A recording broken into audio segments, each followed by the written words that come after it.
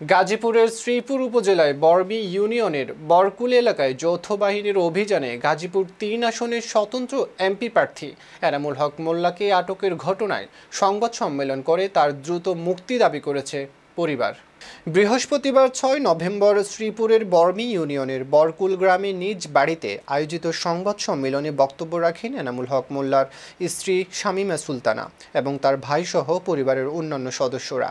তারা অভিযোগ করেন, আসন্ন সংসদ নির্বাচনে গাজীপুর ৩ আসনের স্বতন্ত্র প্রার্থী হিসাবে এনামুল হক মোল্লার জনপ্রিয়তা দিন দিন বেড়ে যাওয়ায় প্রতিপক্ষ রাজনৈতিক প্রতিহিংসা ও ষড়যন্ত্রের অংশ হিসাবে তাকে পরিকল্পিতভাবে গ্রেপ্তার করিয়েছে। তারা বলেন, এনামুল হক কোনো অপরাধের সঙ্গে জড়িত নন, তাকে মিথ্যা অস্ত্র মামলায় ফাঁসানো হয়েছে। সংবাদ সম্মেলনে মোল্লার স্ত্রী অভিযোগ করেন, যৌথ বাহিনীর তল্লাশির সময় ঘরের সিসিটিভি ক্যামেরা বন্ধ করে দেয় এবং পরে ডিবিআর হার্ডডিস্ক সহ যন্ত্রাংশ ভেঙে ফেলে। অভিযানের সময় নগদ টাকা, স্বর্ণালংকার ও কিছু গুরুত্বপূর্ণ নথিপত্র হারিয়ে গেছে বলে দাবি করেন তিনি।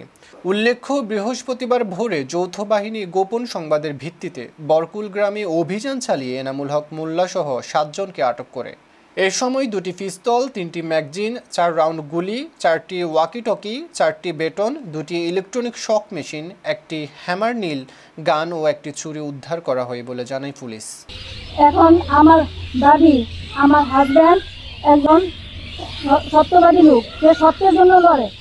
আর উনি বাংলাদেশে আসার পরে এই পর্যন্ত সে সঠিক বিচারই করে গেছে, সন্ত্রাসীদের বিরুদ্ধে কাজ করে গেছে। তাই সন্ত্রাসীরা তাকে ফাঁদে ফেলার জন্য এরকম ফাঁদ পাচ্ছে আর কি।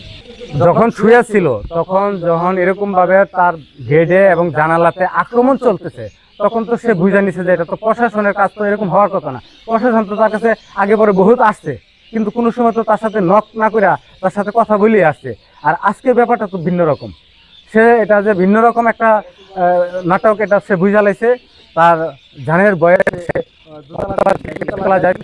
যখন কোনো স্থির পাচ্ছে না, তখন সে ছাদে চলে যায়। ছাদে চলে যাওয়ার পর চারপাশ থেকে লাইট এবং আপনার ভয়ভীতি দেখানো হচ্ছে যে গুলি করা হবে, মাইরা ফেলা হবে, এই সে যখন বলা শুরু করছে, তখন সে ভয়ে আত্মরক্ষার্থে সে পাশেই ট্যাঙ্কি ছিল, ট্যাঙ্কির ভিতরে যে আত্মগোপনে ছিল, এই আর কি। এতটুকু আপনারা দেখছেন। তারপর না, আমাদেরকে তো কেউ আসতে দেয় নাই, সেনাবাহিনী তো আমাদেরকে আসতে দেয় নাই। মসজিদের মাইক দিয়া এলাকাবাসী সবাই শুনছে, মসজিদের মাইক দিয়ে মাইকিং করছে, নিষেধ করছে যাতে কেউ না আসে। এলাকাতে অভিযান চলতেছে, কেউ যেন ঘর থেকে না বাইর হয়। আর যদি রুটে ঘাটে পাওয়া যায় কাউকে, তাহলে গ্রেপ্তার করা হবে।